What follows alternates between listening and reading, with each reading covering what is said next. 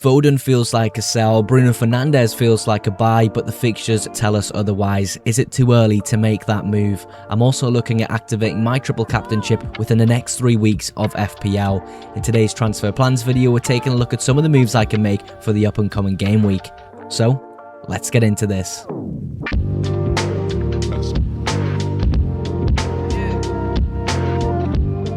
Welcome back to the FPL Mogs YouTube channel and welcome to today's transfer plans video. If you're brand new here, go ahead and subscribe and make sure you like today's video as well. It'll take you 2 seconds and the like goal is 15 likes. We've got a lot to cover in today's video, so we're going to get straight into things. Firstly, with a huge positive on how we did in game week 22. The triple Arsenal defence for the second week in a row performs for me, and we have a new face in the side. Gabriel joined in the back line. Saliba left, Gabriel joined, and I did mention I might use my triple captain in the next few weeks, and with that Arsenal double looking quite likely, Gabriel could be my triple captain.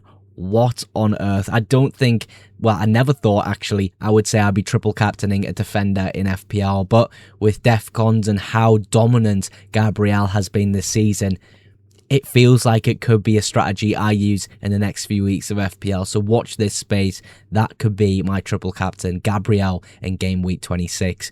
We come then to a massive disappointment this week. Virgil van Dijk, Dominic Szoboszlai, Burnley at home. A fantastic fixture. Virgil van Dijk 2 points, Szoboszlai 0.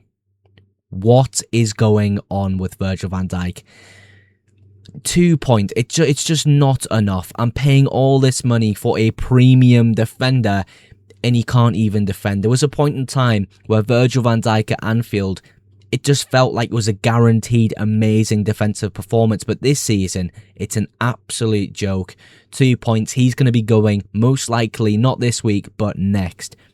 Really disappointed in him as an FPL asset. There's some weeks where he does perform at a high level and I'm quite happy to have him, but the inconsistency is just not what I want in my FPL team. Szoboszlai, 0 points, missing the penalty. If he scored that, I'll be on a pretty nice green arrow, but I'm pretty stagnant around 1 mil. Very small red arrow so far, and hopefully Tavernier could save my game week. If he gets any form of return, any form of bonus, the likelihood is I actually do get on a small green arrow this week. He plays tonight, so let's see how he does as my mega differential in my team. I believe he's under 3% owned right now. Foden is another one that's hugely disappointing, coming off at half-time. There were reports about a broken hand. I don't think they're real in all honesty. I just think he had a shocking game, and to be honest, City as a whole were terrible on the day. Absolutely terrible. The fact that Manchester United played them off the park, I just couldn't believe it. Foden 1 pointer. He's got Wolves next week. We're going to discuss whether I sell him or not in the next section. Enzo Fernandez, I said it last week and a few weeks before, he's going to have thousands and thousands of transfers in within the next few weeks of FPL. An amazing fixture run. His data's unreal. His data is unreal. It feels like he's holding a lot more responsibility under Rosinia. It feels like a really respected character in that team. I think he's an amazing buy right now in FPL. I'm so happy to have him in the side. All across the forward line, though, we have blanks. Haaland, blank. Calvert-Lewin, blank. Thiago, blank. It's one of those weeks. Everyone seems to have not done quite as well this game week. It is what it is. We're moving into game week 23, pretty much at the same rank, and we're going to see what transfers I can make for game week 23. For game week 23, my team actually looks incredibly strong, but there are some temptations to sell some assets here. Foden, Szoboszlai, Virgil van Dijk, could they actually just leave this game week instead of next? It's a tough call, but what I did is I used the Night Manager's algorithm to see what they think I should do with my team this week, and what they came back with was actually quite shocking. If you don't know who Night Managers are, they are the best performing FPL algorithm in the entire game. A third of their customers who started the season with them are in the top 30k, and one manager who uses their services is 19th in the world. That's right, 19th. Absolute insanity. If you want to check them out, there's 2 free weeks with the link in the description if you use code FPL Mogs, my channel name. Definitely check them out. I definitely recommend you give them a go.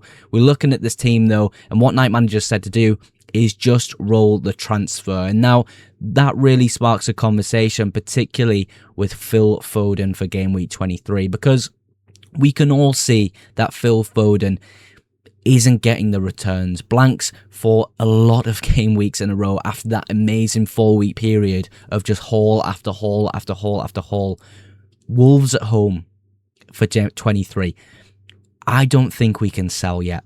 I really don't think we can sell yet. I know a lot of people are frustrated. I know a lot of people want to go to Bruno Fernandes, and I do as well. I love Bruno Fernandes in FPL. I honestly think when he's fit and available for Manchester United, regardless of where he's playing, he could play in bloody goal for all I care, he's the best midfielder in the game. So the temptation to do that transfer now is so high, but Bruno Fernandes has Arsenal away from home.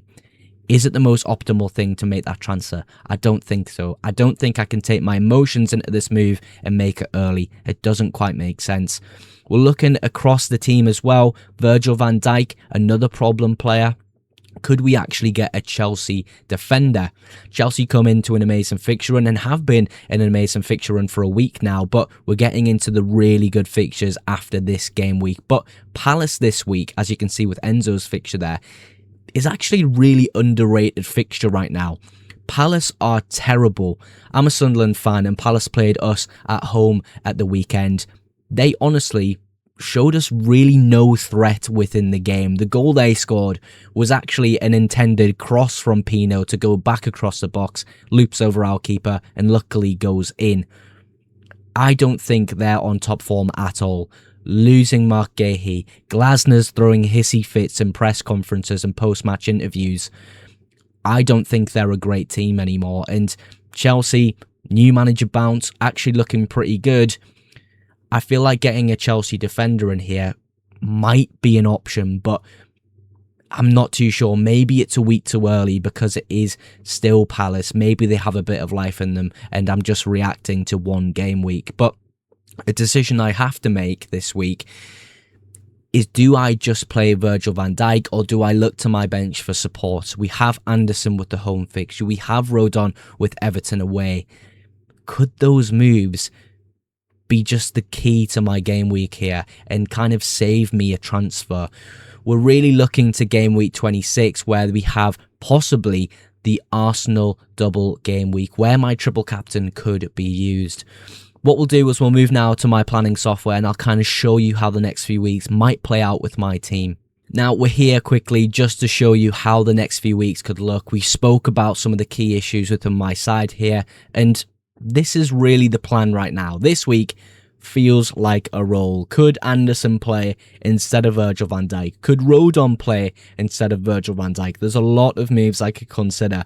We've even got Reinders sitting there with Wolves at home on the bench. After a terrible performance against Manchester United, could Reinders actually start within this fixture?